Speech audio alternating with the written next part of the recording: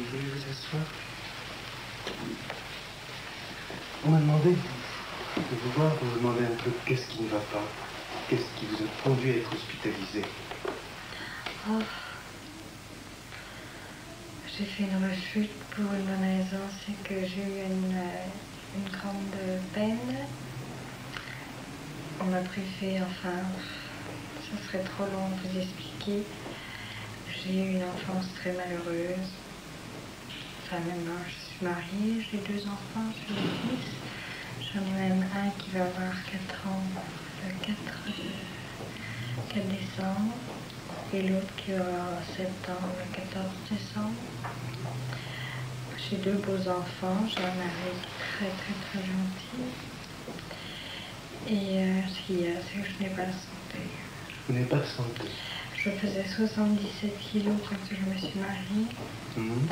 Et quand j'ai accouché de mon fils, je faisais 37 kilos. Et l'enfant avait épuisé sur toutes les réserves, aussi bien que j'étais très anémiée, je n'avais plus rien. Et depuis, je n'arrive pas à remonter ce poids. J'ai des chutes de tension permanentes. Si bien que je tombais, mais alors littéralement je tombais n'importe où. Dernière, on m'a ramassé au mois de juillet, c'est encore récent, j'ai encore la note, j'ai la note appuyée de l'hôpital du transport où je suis tombée, du commissariat de police jusqu'à l'hôpital de Nantes. Et puis je tombais à la maison constamment, enfin c'était plus, mon mari partait travailler, il était soucieux parce qu'il ne savait jamais comment il allait me trouver. Si il me trouverait entière ou la tête, on a été obligé d'une fois, je suis tombée la face, toute la face contre terre, j'ai pas pu, pendant un moment je ne voyais pas mes malaises arriver. C'est pour ces malaises que vous avez été hospitalisé ici? Oui, parce que ça me reprenait. Et en plus de ça, c'est que je mange très peu. Je mange, pour ainsi dire, presque rien. Et je ne dors pas. Et ça, à la fin, j'en pouvais plus. Alors les nerfs se sont mis là-dessus. Enfin, plus du tout. Je n'ai plus, je vous dis, je n'ai pas assez de tension, pas assez de poids pour pouvoir, vous savez, j'essaye par tous les moyens d'essayer de grossir. Et vous mangez pourtant? Je mange très peu parce que pour une bonne cause, c'est que j'ai du mal à m'adapter à mes appareils dentaires. C'est quand je suis tombée, je me suis cassé les dents dehors. Là, il a fallu, on m'a enlevé tout. On m'en a laissé 4 devant, en bas. Et le haut, j'en ai plus du tout. C'est des prothèses, c'est à l'hôpital de Grasse, à l'hôpital stomatologie de Salpêtrière qui m'ont trouvé tout. Donc comme problème, il y a donc ces troubles alimentaires, cet amaigrissement, l'insomnie, ce ventre. Qu'est-ce que c'est que ce ventre? Je sais pas. Hier j'étais plate et voyez aujourd'hui. Et demain. Vous vous levez entre elles? Oui. Et ça se gonfle. Et ça se gonfle et ça se dégonfle?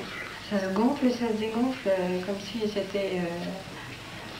comme si on gonflait avec une pompe à bicyclette, c'est vraiment dire. Comme si on gonflait avec une pompe à bicyclette. Exactement. Oui. Mais ce qu'il y a, c'est que ça me fait mal. Mais depuis quand vous avez ça? Depuis que je suis ici, enfin, depuis... je suis de nature très constipée. Alors il y a ça, enfin je fais une chasse à la constipation, alors microlax, n'arrive plus à faire effet. Et puis quand j'ai une grande contrariété ou enfin une déception, une chose comme ça, alors c'est à vue d'œil que je me mets à gonfler en 1 heure de temps, c'est incroyable. Chose qui n'est pas ordinaire, parce que quand même, je ne peux pas gonfler comme ça. Et une grande joie, c'est pareil.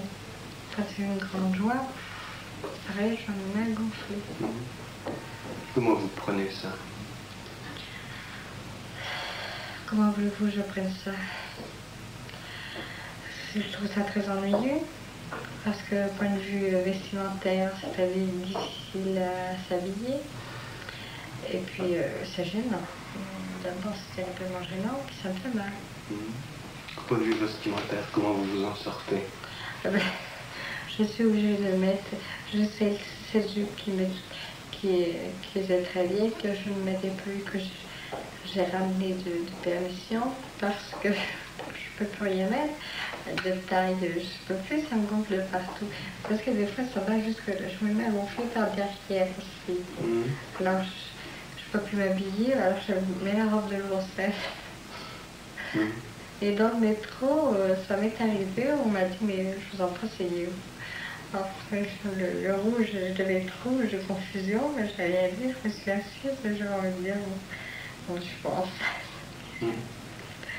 Et tout le monde, avant tout le monde, non, mais c'est pour quand? Je pense ça, j'en ai deux, ça me suffit amplement. Et tout est comme ça.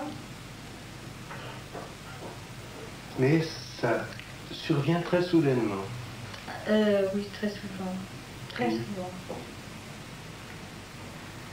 Il y a des journées où je ne vais pas bouger, où je vais être plate, ça va être bien. Puis le lendemain, alors vous voyez, le lendemain, vous voyez, mais c'est pas possible. Parce que moi, je suis allée voir mon prothésiste la semaine dernière. Votre prothésiste? À la Salpêtrière, parce que j'ai dû refaire faire ma prothèse, parce que j'avais même maigri les mâchoires. Chose que je ne savais pas. Alors, il a fallu refaire un basage.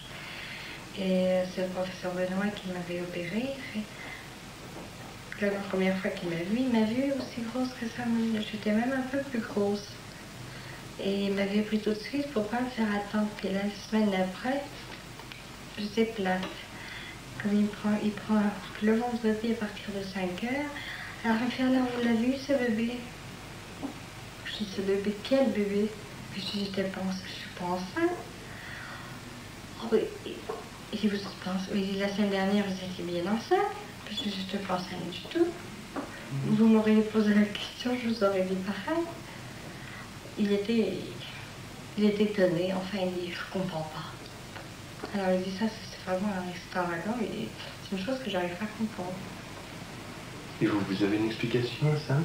Je ne sais pas de quoi ça vient. Enfin, je pense que ça vient des nerfs, peut-être. Ben, c'est très désagréable, parce que c'est quand même, malgré tout, ça fait... Vous savez, ça vous arrive à vous tirer tous les...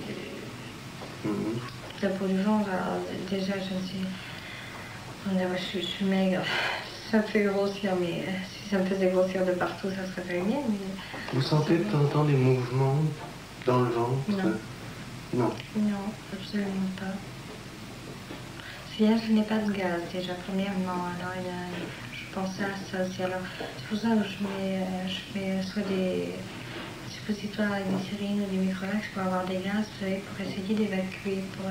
Je trouve qu'il n'y a pas de résultat puisque je ressors des toilettes et des fois je m'endors même avec le microlax. Alors, ça va vous dire que ça me fait plus aucun effet. Et ça se constitue très rapidement? Ah oui, d'un instant à l'autre, c'est d'une rapidité, c'est incroyable. C'est incroyable à croire. Parce que mon mari voulait... Hier, j'ai passé la journée avec mon mari et mes enfants. Et je n'étais pas rose, j'ai pu mettre mon pantalon. J'étais pas rose.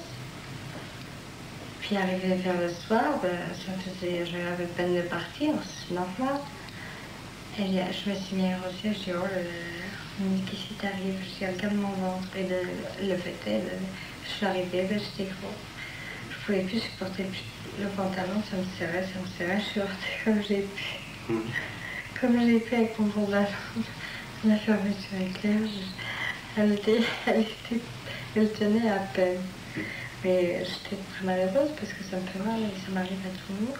On a l'impression que ça vous gêne pour marcher, vous marchez effectivement. Ça me fait marcher comme une femme enceinte.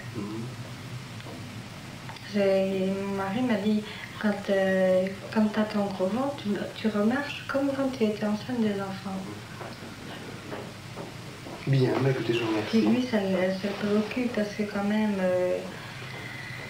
on voudrait quand même savoir de quoi ça vient, pourquoi. poids et vous savez, parce que en 11 ans de mariage, je suis peut-être restée 3 ans dans mon foyer.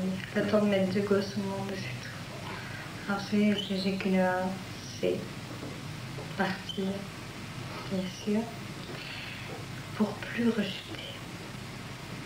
Bien, C'est je ça. vous remercie.